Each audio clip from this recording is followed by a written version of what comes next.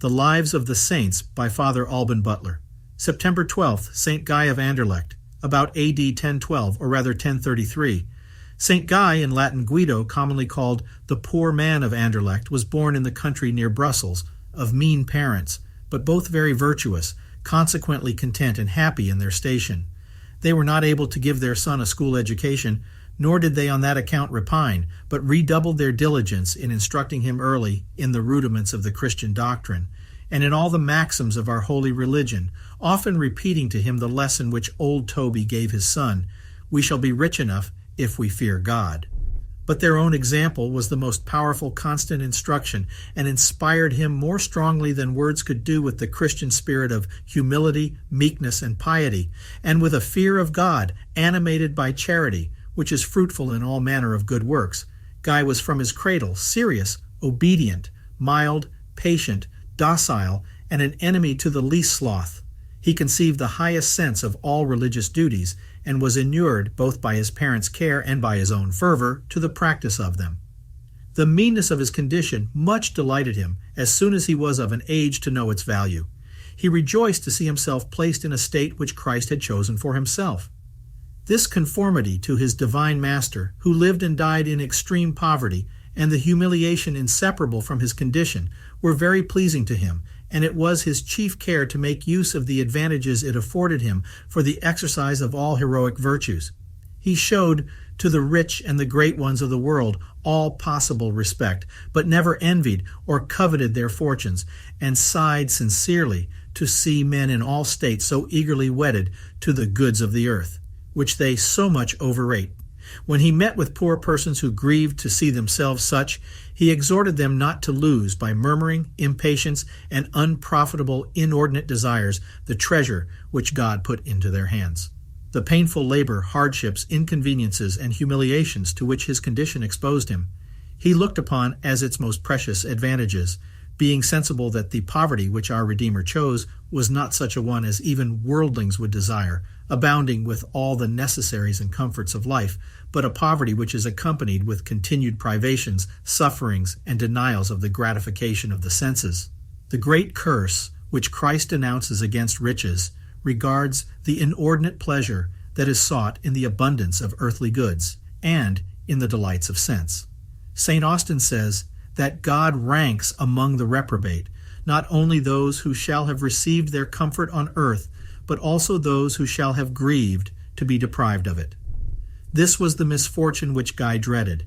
In order to preserve himself from it, he never ceased to beg of God the grace to love the happy state of poverty in which divine providence had placed him, and to bear all its hardships with joy and perfect resignation in a spirit of penance, without which all the tribulations of this world are of no advantage for heaven.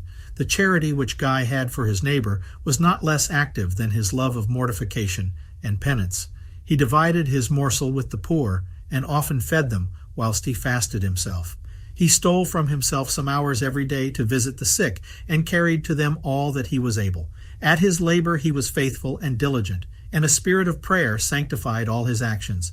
Such was his life even in his youth. As virtue is infinitely the most precious inheritance that parents can leave to their children, his father and mother entertained, as much as was in their power, this rich stock of pious inclinations which grace had planted in their son, and daily begged of God to preserve and increase in that innocent heart the holy fire which he himself had kindled.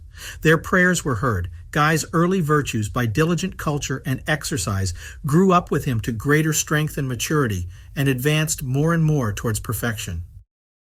As Guy was one day praying in the church of Our Lady at Laeken, a mile from Brussels, the curate of the place was charmed to see his recollection and devotion, and taking an opportunity afterward to discourse with him, was much more struck with the piety and unction of his conversation, and retained him in the service of his church in quality of beadle. This church is the most ancient of all the famous places of devotion to the Blessed Virgin in those parts.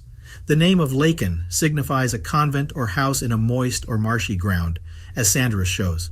The saint, who rejoiced to have an opportunity of being always employed in the most humble offices of religion, embraced the offer with pleasure. His business was to sweep the church, dress the altars, fold up the vestments, take care of the linen and other movables used in the service of God, ring the bell for Mass and Vespers, and provide flowers and other decorations which were used in that church, all which he performed with the utmost exactness and veneration which the most profound sense of religion can inspire.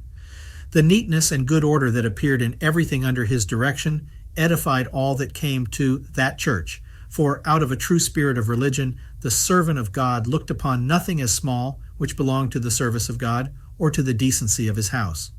His religious silence, modesty, and recollection in the church seemed to say to others, "This is the house of the Lord. Tremble you that approach his sanctuary." During his employments, he walked always in the divine presence, praying in his heart. When they were done, he refreshed his soul at the foot of the altar in fervent exercises of devotion, and often passed whole nights in prayer. He chastised his body by rigorous fasts, and endeavored by constant compunction and the severity of his penance to prevent the anger of his judge at the last day. Had it been reasonable to form a judgment of the enormity of his sins by the humble sentiments he entertained of himself, and by the penitential tears he shed, he would have passed for the most grievous sinner upon the face of the earth. Whereas the sins he so grievously bewailed were only the lightest faults of inadvertence, such as the just fall into, and which only his great purity of heart could have discerned, and which it magnified in his eyes. To wipe away these daily stains, through the merits of Christ's passion applied to his soul, he lived in constant compunction, learning every day to become more watchful over himself in all his words and actions, and in all the motions of his heart. By humility and meekness he was sweet and courteous to all, showing that true virtue is amiable to men, and that nothing so much civilizes the human soul. Out of his small salary he found a great deal for the poor, and for their sake he always lived himself in the greatest poverty, and often begged to procure them relief. For his humiliation, God permitted the following trial to befall him. A certain merchant of Brussels persuaded him to endeavor, by a little commerce, to gain something for the succor of the poor, and offered to put him in a way of thus making a more plentiful provision for them by admitting him into a partnership in trade with himself. Guy's compassion for the necessitous wrought more powerfully with him than any other regard could have done, nor was it easy for him to throw off the importunities of his tenderness for them. The bait was specious, and he was taken by it, but God did not suffer him long to remain in that illusion. The vessel which was chiefly freighted by his partner perished in going out of the harbor, and Guy, whose place in the church of Laeken, upon his quitting, had been given to another, was on a sudden left destitute. He saw his mistake in following his own prudence, and in forsaking a secure and humble employment in which Providence had fixed him to embark, though with a good intention, in the affairs of the world, in which by dissipation his virtue would perhaps have been much impaired, and worldly attachments secretly have taken root in his heart. For, though this employment was good in itself, yet he considered that God had justly punished his rashness in forsaking a station so suitable to the practice of piety, and had in mercy turned another way that affluence which might more probably have produced in him an affection to avarice or luxury than have enlarged his charity. For plenty, riches, and worldly prosperity do not always, like soft distilling rains and dew, cherish, refresh, and increase the tender plant of virtue, but much more frequently, like a flood, wash away the earth from its roots, and either utterly extirpate it, or leave it oppressed and buried in rubbish, according to the maxims of eternal truth, condemning the spirit of the world, which the experience as well as reason of mankind confirms.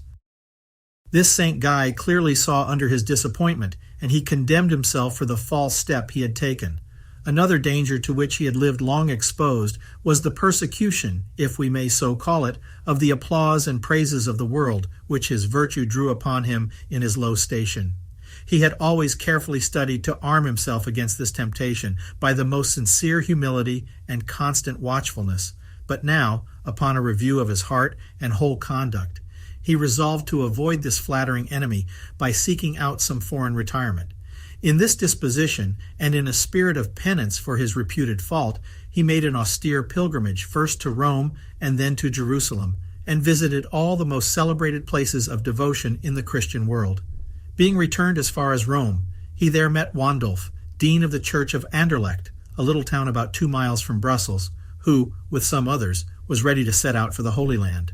Guy was prevailed upon by them to be their guide and to take another penitential journey thither.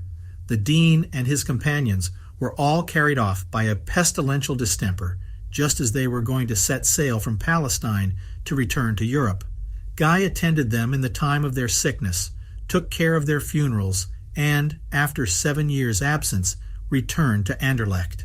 The subdean of the chapter gave him an apartment in his house, not suffering him to return to Laeken. The fatigues of his journeys and other great hardships he had undergone brought upon him a complication of distempers, of which he died soon after, on the 12th of September, about the year 1012, or rather 1033. The canons buried him honorably in the ground belonging to their church.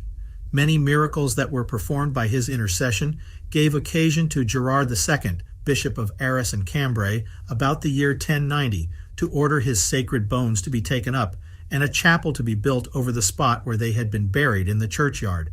For Anderlecht and Brussels were then in the diocese of Cambrai, thought they are now in that of Mechlin.